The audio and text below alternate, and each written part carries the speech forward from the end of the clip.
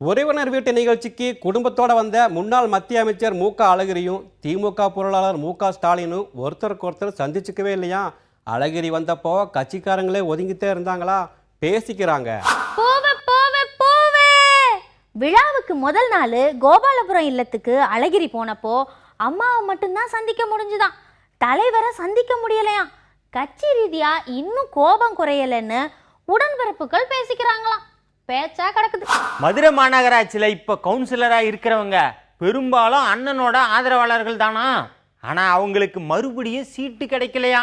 அதனால் பலரும் சுயேட்சையாக மனு தாக்கல் செய்ய அது தலைமையில் புகாராக போனதான் பேசிக்கிட்டாங்க. ஐயா, மதுரையை மட்டும் சொன்னா ஏதாவது யோசிப்பாங்க.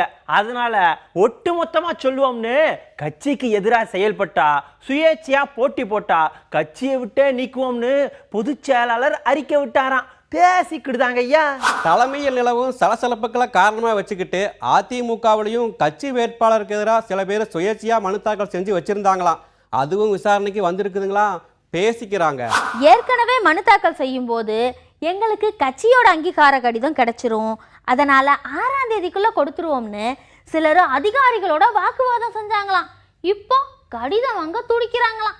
சொல்லிக்கிட்டாங்க. கட்சிக்குள்ள குழப்பத்தை ஏற்படுத்த யாரு நினைச்சாலும் நடக்காது.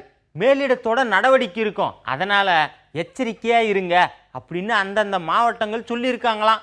மறுபடியும் தேர்தல் அறிவிப்பு வந்தா வார்டு மாற்றங்களுக்கு ஏற்ப சீட்டு வாங்கணும் அப்படின்னு போட்டியா நமக்கு என்னையா தெரியும்? பேசிக்கிட்டாங்க.